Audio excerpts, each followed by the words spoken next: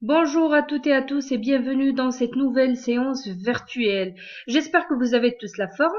Aujourd'hui, on se retrouve pour une nouvelle vidéo et un nouveau chapitre et bien évidemment de nouveaux auteurs et de nouvelles théories. Dans cette séance, on va entamer le second chapitre qui s'intitule L'école des relations humaines. Mais avant de passer à l'explication de cette école, je vous propose qu'on présente tout d'abord le contexte d'apparition de cette école. Je vous rappelle que les auteurs du courant classique des organisations avaient une vision trop étroite car ils s'intéressaient uniquement à l'aspect quantitatif, à l'homme économique.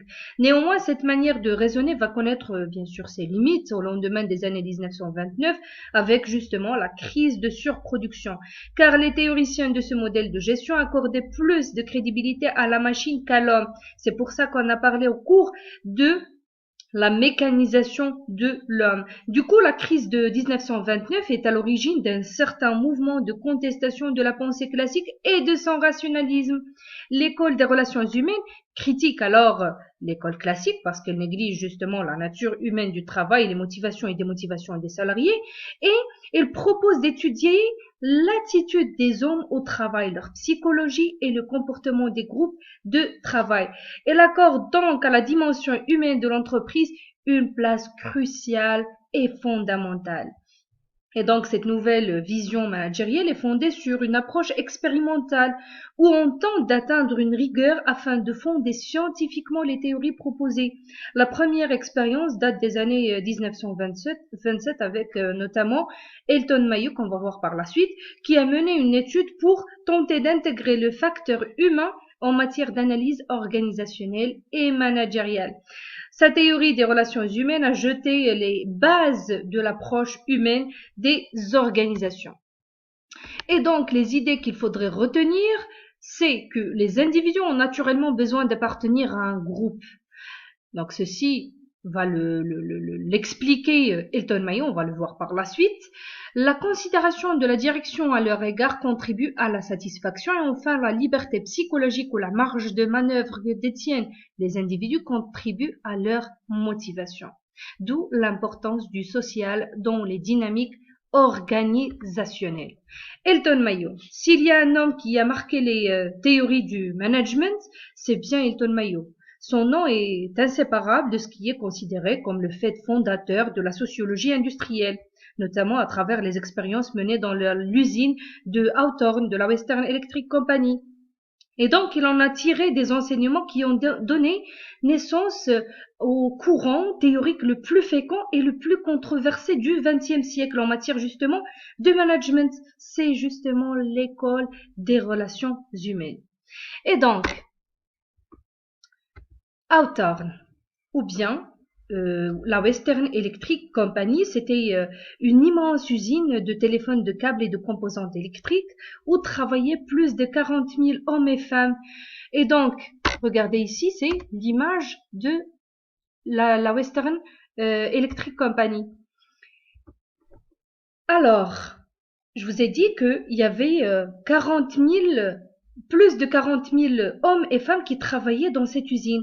Et donc, les employés ont été affectés à des tâches très, très spécifiques. Regardez ici et ici. Et d'ailleurs, ce lieu a été l'un des précurseurs dans l'application des principes de l'organisation scientifique du travail, dans les études, par exemple, de temps et de mouvement qui ont été préconisés, bien sûr, par qui? Eh bien, par Taylor. L'entreprise a commencé à réaliser des études pour mieux comprendre la productivité et la satisfaction au travail. Ils ont de prime abord commencé par étudier la corrélation entre l'éclairage et la productivité. Toutefois, la corrélation entre ces deux composantes était absente. Et, et là, ils ont su qu'il y avait une autre variable qui faisait modifier la productivité. D'accord?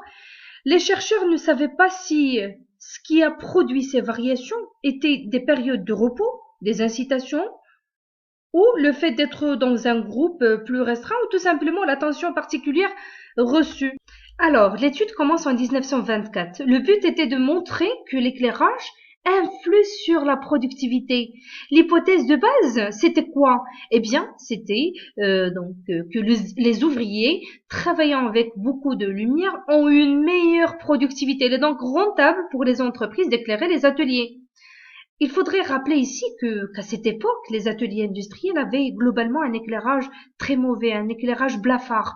On travaille dans la pénombre, on va dire. Cette recherche se fait dans une perspective behavioriste, scientifique, et donc on modifie un paramètre physique, ici on parle de l'éclairage, et on mesure son effet sur le comportement humain, ici on parle bien évidemment de la productivité. Alors, plusieurs ateliers sont choisis successivement pour faire justement cette expérience, notamment bobinage, assemblage de relais, inspection de petites pièces, etc.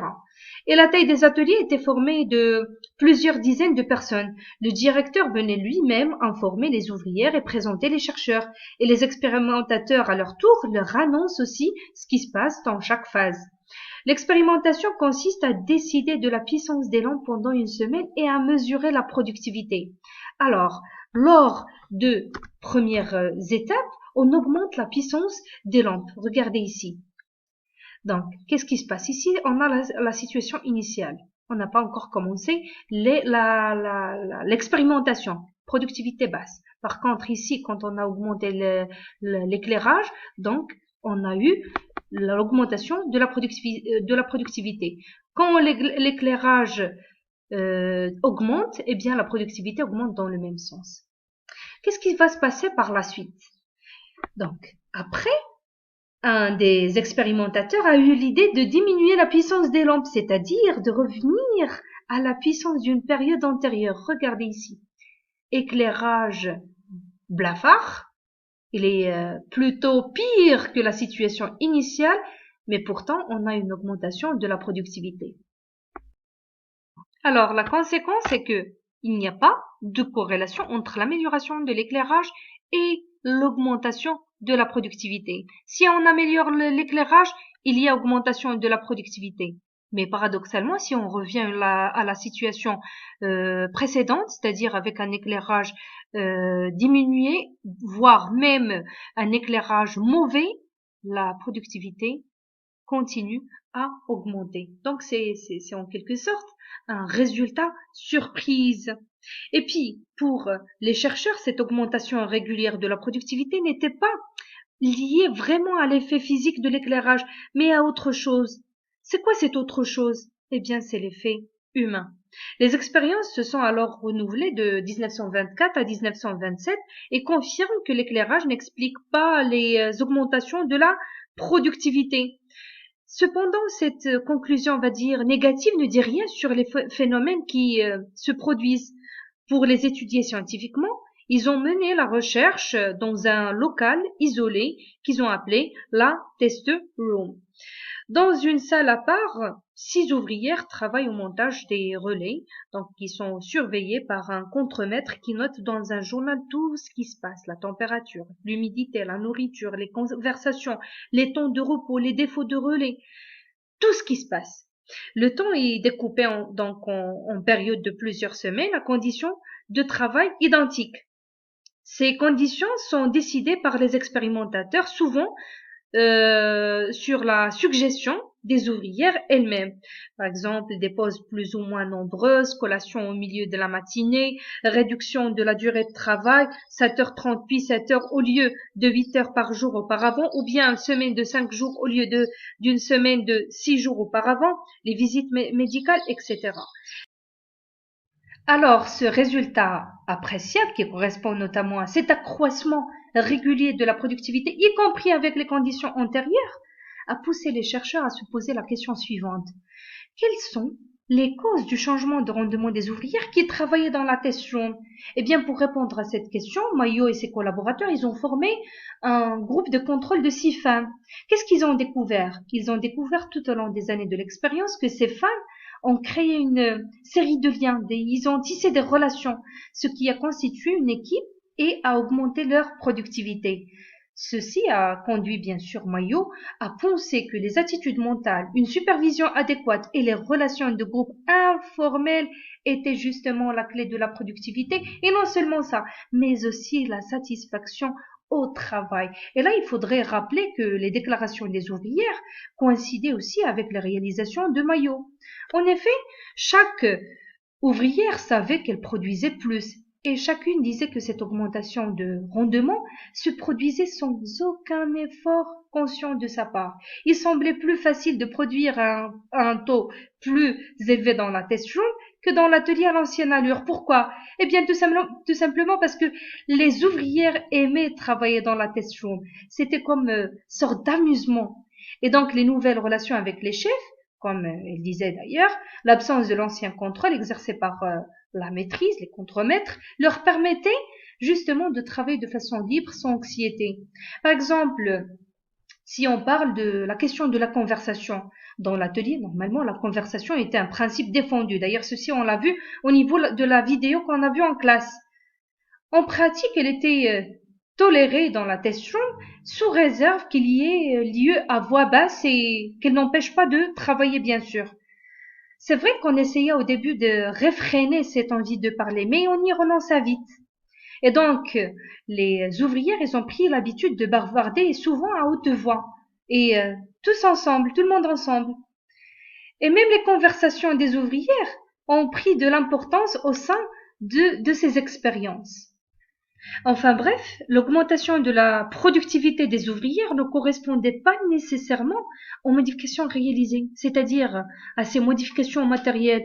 En revanche, elle était due à la constitution d'un groupe social organisé ayant des rapports affectifs, sans oublier l'attention reçue par les ouvrières et les relations informelles tissées au sein du groupe entre collègues.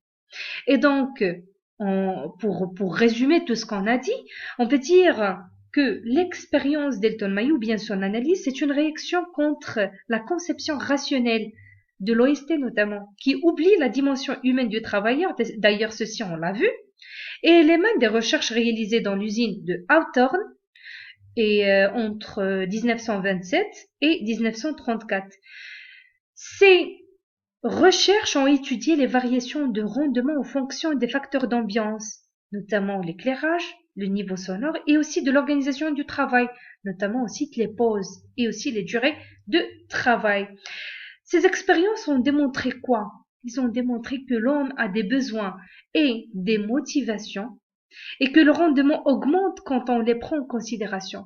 Donc, quand on prend en compte ces besoins et ces motivations, l'ouvrier devient content et ceci bien sûr se répercute sur son rendement au travail. Et donc là, il faudrait rappeler que l'homme n'est pas seulement un être économique comme dans l'école classique, mais aussi a des motivations liées à l'intérêt au travail. Maillot va préconiser de prendre en compte tous ces besoins et de laisser se nouer des relations personnelles, informelles et de groupe dans l'entreprise lors de la définition de l'organisation du travail. Alors, les travaux de Maillot ont été rendus célèbres par ses recherches, notamment dans la Western Electric Company. Quels que soient les changements effectués dans les conditions de travail des ouvrières du groupe qui a été étudié dans la test room, leur production augmente systématiquement et elle continue même d'augmenter une fois la situation initiale rétablie, à savoir un éclairage blafard, les 48 heures de travail pendant 6 jours, sans prime, sans temps de repos, ni de boisson. Par conséquent, le résultat découlant de ces expériences explique que la plupart des problèmes entre ouvriers ainsi qu'entre ouvriers et agents de maîtrise, ce que l'on appelle aussi les contremaîtres, dépendaient de leur attitude émotionnelle et non pas de difficultés objectives résultantes du travail lui-même. Autrement dit, les déterminants de cette situation concernent essentiellement les facteurs d'ordre personnel. Et donc, quels sont les enseignements qu'on pourrait tirer des expériences d'Elton Maillot? D'abord, l'effet Hawthorne. C'est quoi?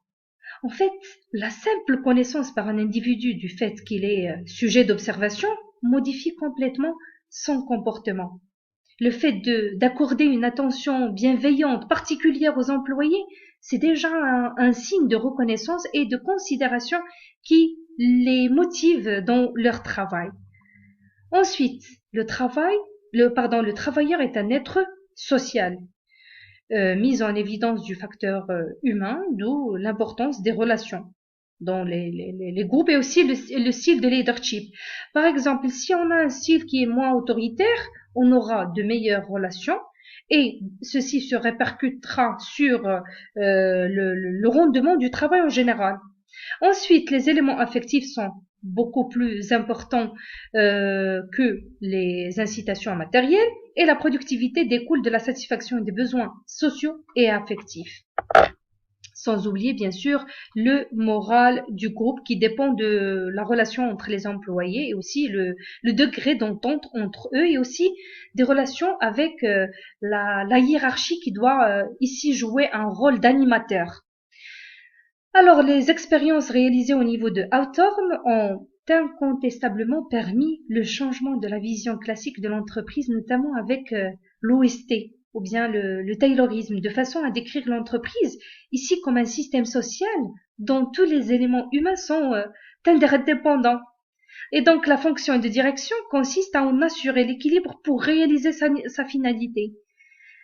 Toutefois, malgré ces apports irréfutables, plusieurs critiques ont suivi les travaux de Maillot et ses collaborateurs.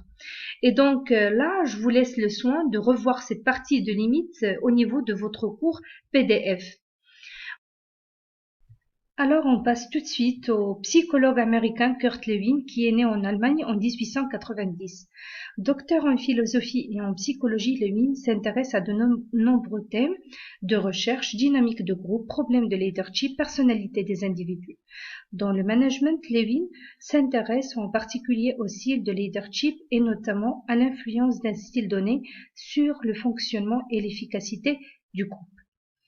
En fait, on admet habituellement que le niveau de performance d'un groupe dépend de quoi? Eh bien, dépend étroitement de la qualité de son responsable. Autrement dit, de qui? Eh bien, du chef, du porte-parole ou bien de la personne qui prend, on va dire, la tête d'une action d'un groupe. Cependant, là, il faut vraiment se méfier de généraliser ce constat, étant donné que, par exemple, les travaux de Lewin ou bien d'autres chercheurs vont bouleverser cette idée. Selon eux, un leader ne se définit pas par rapport au groupe, mais avant tout par le groupe. Qu'est-ce que ça signifie? Eh bien, le leader peut réussir son mouvement avec l'adhésion du groupe à sa vision ou bien à ses orientations. Et cette vision ou ces orientations doivent nécessairement correspondre à leurs aspirations et attentes. Et donc le leader n'a de l'existence que s'il est dans un groupe, s'il appartient à un groupe donné. En d'autres termes, si ce même leader est repiqué dans un autre environnement, avec bien évidemment d'autres collègues et d'autres objectifs, il est fort probable qu'il n'obtienne pas les mêmes résultats. Et donc selon Lewin, à la différence du manager, le pouvoir du leader provient du groupe lui-même, sans référence à son statut officiel. Dans ses idées théoriques, Kurt Lewin a mis le point sur les influences du leadership sur un groupe en fonction de la manière dont le leader prend des décisions, répartit des tâches, évalue le travail, fait et participe à son activité. Ainsi, il a donc identifié 3 styles de leadership. Un style autoritaire, un style permissif ou laisser-faire et un style démocratique. Dans le premier style, le leader se tient à distance du groupe et il se contente de donner des ordres pour diriger les activités du groupe. Il décide seul les objectifs à réaliser, mais aussi les moyens mis en œuvre afin d'atteindre ces objectifs, sans pour autant tenir compte de l'opinion des membres du groupe. Pour le second style, là, le leader qui adopte ce style, disons, permissif, est un leader qui laisse faire, sans intervenir sur l'évolution du groupe. Et là, le chef apporte seulement ses connaissances, mais ne manifeste que très peu d'implication et surtout, il participe au minimum aux activités du groupe. Pour ce qui est du dernier style, le leader démocratique fait des suggestions, accepte de discuter les propositions des autres, mais aussi participe pleinement à la vie du groupe, notamment en négociant la mise en œuvre de ces suggestions. En fait, Levin préconise que les membres du groupe avec un leader démocratique manifestent des relations chaleureuses et amicales. Du coup, ils participent aux activités du groupe et une fois le leader parti, ils pouvaient continuer le travail pour faire justement preuve de la capacité à être indépendant et autonome. Si la production, selon Levin, et donc de ce groupe est plutôt moindre que celle du groupe avec un leader autoritaire, elle est de meilleure qualité. C'est ainsi que Levin affirme que c'est en recourant à la gestion participative, c'est-à-dire ce dernier style qui est le leadership démocratique, plutôt qu'à la méthode traditionnelle autoritaire, que l'on peut le mieux inciter les gens à atteindre un haut niveau d'efficacité. Et donc là sont nombreux les auteurs ayant suivi l'idée de Levin et ayant expérimenté sa théorie. On cite notamment Lippitt et White et aussi Licker. Tout de suite, on va aborder la théorie de Licker. Licker est né en 1903 aux États-Unis. C'est un psychologue connu par son apport à la psychométrie et à la mesure des attitudes. Dans le champ du management, il est considéré comme le successeur de Levin. Ses deux principaux ouvrages sont New Patterns of Management et The Human Organization. Licker se situe dans le prolongement de Elton Mayo et de Kurt Lewin dans leurs recherches pour comprendre comment les relations entre les hommes au travail peuvent produire des résultats très différents, sachant que la structure et la technologie sont les mêmes. En fait, Licker s'est intéressé à l'idée selon laquelle chacun doit se sentir important et nécessaire au sein de l'entreprise, car personne ne peut travailler efficacement s'il n'a pas le sentiment d'être utile. De surcroît, pour qu'une organisation soit efficace, Licker propose de délaisser cette relation homme contre homme et désigne plutôt une forme d'organisation par groupe. C'est justement pour ça qu'on a dit que c'est un prolongement de l'idée d'Elton Mayo. L'essentiel apport de Licker, c'est le fait de mettre en relief la relation de causalité qui existe d'une part entre la nature des interactions entre les responsables et subordonnés et d'autre part les styles de management en expliquant que ces derniers dépendent largement de la manière avec laquelle le responsable traite ses subordonnés. Et donc, il propose les styles suivants. Style autoritaire exploiteur, c'est un style de management qui n'accorde aucune confiance à ses subordonnés et dirige de ce fait par le contrôle, les sanctions ou encore les menaces. Ensuite, le style autoritaire paternaliste, c'est un style distingué par une motivation fondée sur la récompense et les sanctions. Seules quelques décisions de faible importance sont prises au niveau inférieur et l'incitation au travail en équipe est remarquablement faible. Le style consultatif, les subordonnés sont consultés mais ne prennent pas les décisions. En effet, dans ce style de management, les décisions stratégiques sont gérées en centrale et les décisions opérationnelles sont délocalisées. Et enfin, le style participatif, il est caractérisé par une confiance absolue envers les équipes de travail, ce qui conduit à prendre des décisions collectives et à favoriser l'élaboration de rapports de coopération entre les membres de l'organisation. Alors, maintenant, on va passer aux théories de motivation. Et là, je voudrais vous rappeler que les recherches réalisées par Mayo et Levin ont montré l'insuffisance de la variable économique pour justement expliquer le comportement des ouvriers, c'est-à-dire la non prise en compte des désirs de contact humain et de valorisation de soi par les autres. Alors ici, les théories de la motivation, ils vont dans ce sens, sachant que les besoins de l'homme ne sont pas tous de nature matérielle. Ils ont étudié les besoins humains et les facteurs de motivation en tant que déterminants du comportement des travailleurs. Ces théories-là, donc les théories de motivation, placent les besoins et la motivation des individus au centre même de l'organisation. Elles sont importantes du fait de leur impact sur les méthodes de gestion et d'organisation. Plus particulièrement, elles sont à l'origine d'une partie du mouvement pour l'amélioration de la qualité de vie au travail. Au sein de cette théorie de motivation, on trouve Maslow avec notamment sa célèbre pyramide de besoins, Herzberg avec la théorie bifactorielle et enfin McGregor avec les théories X et Y. On commence tout de suite par le premier auteur. Il est né à Brooklyn, New York. Maslow est le fils d'immigrants russes juifs qui se sont installés aux États-Unis. Il étudie à l'université de Wisconsin où il obtint son doctorat de psychologie en 1934. Il a enseigné dans plusieurs universités et a présidé l'American Psychological Association à la fin de sa vie. Il a écrit de nombreux articles. Ses deux principaux livres sont Motivation and Personality et The Father Reaches of Human Nature.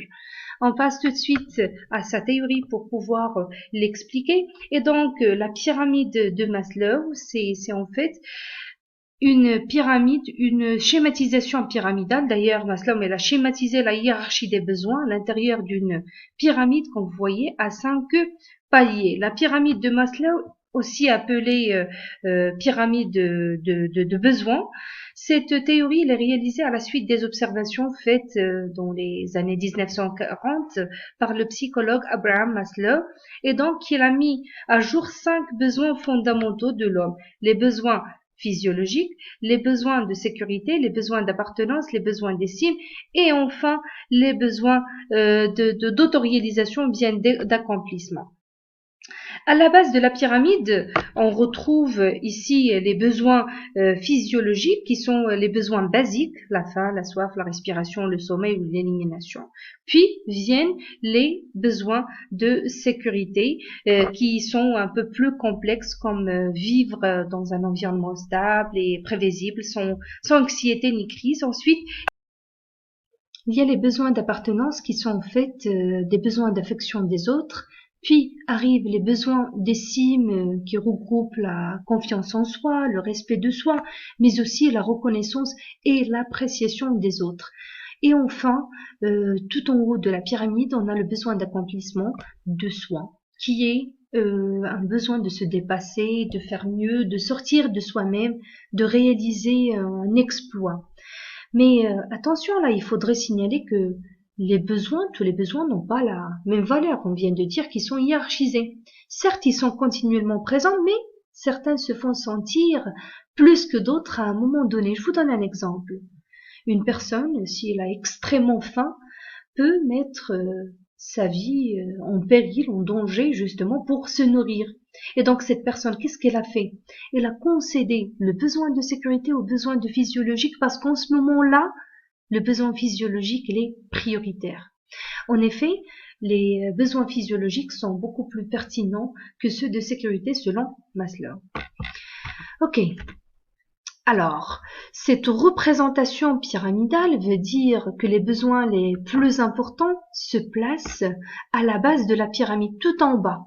Et donc, un besoin est satisfait, un besoin est satisfait, un autre plus élevé dans la pyramide peut prendre sa place. À l'inverse, lorsqu'un besoin plus bas dans la pyramide n'est pas encore satisfait, il redevient prioritaire. Exemple, si je ne me sens pas en sécurité, cela devient bien sûr prioritaire sur le besoin d'appartenance. C'est normal. Mais la question qui se pose ici, c'est comment peut-on préciser le passage d'un besoin à un autre? Eh bien, selon Maslow, un citoyen moyen est satisfait à 85% dans ses besoins physiologiques, 70% dans ses besoins de sécurité, à 50% dans ses besoins d'appartenance, à 40% dans ses besoins d'estime et à 10% dans ses besoins d'accomplissement. Donc, ce n'est pas une condition sine qua non de remplir un besoin à 100% pour passer à un autre. Ceci explique justement comment se passe l'émergence d'un nouveau besoin. Je m'explique. Si par exemple le besoin primaire est satisfait à 10%, alors le second ne sera pas du tout visible. Toutefois, si le besoin primaire est satisfait à 80%, le besoin suivant peut apparaître complètement et ainsi de suite. D'accord, on a compris cette pyramide de Maslow et aussi l'idée de l'auteur, mais quelle est la relation avec la motivation? Eh bien justement, derrière chaque motivation se cache un besoin fondamental. Du coup, il est inéluctable d'analyser les besoins et aspirations du groupe avant de mettre en œuvre la politique sociale. En effet, si le manager est face à un groupe qui se préoccupe par la satisfaction, par exemple, des besoins des niveaux primaires, à savoir le besoin physiologique et aussi de sécurité, là, il doit orienter les politiques GRH vers la gestion de la rémunération et des conditions matérielles de travail et aussi adopter un style, on va dire, paternaliste. Toutefois, si l'accent est mis sur la satisfaction des besoins d'ordre troisième, quatrième ou même cinquième, il faudrait penser à une direction plutôt participative par objectif qui laisse champ à l'initiative, l'autonomie et à la responsabilité des individus. Ensuite, on a Frédéric Herzberg. Il est né en 1923. C'est un psychologue et médecin, professeur universitaire à la Western Reserve University de Cleveland aux États-Unis. Il a développé la théorie bifactorielle de la satisfaction-insatisfaction des employés dans un très célèbre article de la Harvard Business Review. Selon Frédéric Herzberg, la satisfaction au travail et l'insatisfaction agissent de manière indépendante. Le contraire de la satisfaction n'est pas l'insatisfaction, mais l'absence de satisfaction. Il est donc possible pour l'employé d'être à la fois satisfait et insatisfait dans son travail. Donc ici, ça peut paraître un peu contradictoire et paradoxal. En effet, selon Herzberg, il y a deux types de facteurs intervenant sur la psychologie au travail. Notamment, il y a des facteurs d'ambiance ou bien qui sont extrinsèques, c'est l'hygiène de vie concernant avant tout la qualité de l'environnement et ils répondent à des besoins en l'absence desquels on est mal à l'aise ou bien frustré. Leur manque ou leur dysfonctionnement rendent insatisfaits et donc poussent les salariés à réclamer en leur faveur, par exemple en matière d'hygiène et sécurité, de conditions de travail, de rémunération de base, de rapports hiérarchiques ou bien de relations professionnelles. Mais leur présence apaise sans vraiment stimuler. D'accord? Ensuite, les seconds facteurs sont intrinsèques. L'automotivation. Enfant, partie l'intérêt au travail, les responsabilités reçues, les rémunérations d'ordre incitatif par exemple, les possibilités de reconnaissance et d'accomplissement à travers notamment l'activité professionnelle, ce sont eux qu'Herzberg préconise de développer par un enrichissement du travail incluant la préparation, le contrôle, la discussion des objectifs et surtout la complexification des tâches. Ceci bien sûr, il remet en cause l'idée de l'école classique de cette parcellisation, cette routine dans la réalisation des tâches. Pour motiver les gens, selon Herzberg, il propose en fait de leur donner un travail qui leur permette de se réaliser, qui offre donc la possibilité de faire une expérience enrichissante, qui est variée, assez difficile et importante, et qui comporte une certaine autonomie et des responsabilités. Si on fait un rapprochement entre la théorie de la hiérarchie des besoins de Maslow et la théorie de Herzberg, on peut avancer que les facteurs d'hygiène correspondent aux besoins physiologiques de sécurité et sociaux, et les facteurs de motivation correspondent aux besoins supérieurs d'estime et d'accomplissement de soi. Si les facteurs d'insatisfaction peuvent être relativement et facilement éliminés, il est plutôt délicat de développer les facteurs de satisfaction. Alors Herzberg propose une nouvelle forme d'organisation du travail. Ainsi, selon lui, la répartition des tâches doit être revue. Au lieu de rationaliser, de simplifier le travail en réduisant son degré de complexité par justement la parcellisation des tâches, comme on procède traditionnellement pour accroître la productivité, il faudrait au contraire l'élargir et l'enrichir. Et donc, on doit confier au travailleur des tâches plus complexes, lui donner plus de liberté et de responsabilité. En d'autres termes, pour le motiver, il doit non seulement exécuter des tâches, mais également les préparer et surtout les contrôler. On passe avec le dernier auteur, MacGregor Douglas. Donc vous avez la biographie dans votre cours PDF. La théorie X et Y sont deux manières en fait de voir le management. La théorie X, il découle du management traditionnel et donc elle part du principe selon lequel l'employé moyen il refuse de travailler. Donc de ce principe, on suit un style de management directif avec justement des contrôles centralisés basés sur la contrainte et la menace. Il en résulte des employés qui n'ont pas d'autre motivation que de payer leur facture en fin de mois. Donc ces employés vont chercher à éviter les responsabilités. Enfin, leur créativité sera très faible, sauf pour, par exemple, contourner les règles. Les employés développeront alors une aversion au travail, ce qui valide le principe de départ et enclenche un cercle vicieux. Selon McGregor, cette théorie sous-estime deux points essentiels. Généralement, l'employé n'utilise pas tout son potentiel. Pourquoi? Parce qu'il dispose d'un potentiel beaucoup plus supérieur à celui qui serait nécessaire pour tenir le poste. Ensuite, selon McGregor, il s'appuie également sur les travaux de Maslow. Et donc, les adeptes de la théorie X n'agissent sur leurs équipes que via les besoins d'ordre primaire, en bas de la pyramide. Cependant, dans un environnement moderne, motiver les équipes via les besoins les plus hauts dans la pyramide de Maslow pourrait être plus efficace. C'est justement l'objet de la théorie Y. Cette théorie part du principe que l'employé moyen aime cette fois le travail, si bien sûr il est mis dans des conditions adéquates. Il en découle un style de management qui cherche à faire grandir ses collaborateurs et les aligner bien sûr avec les objectifs de l'organisation et à les rendre plus autonomes.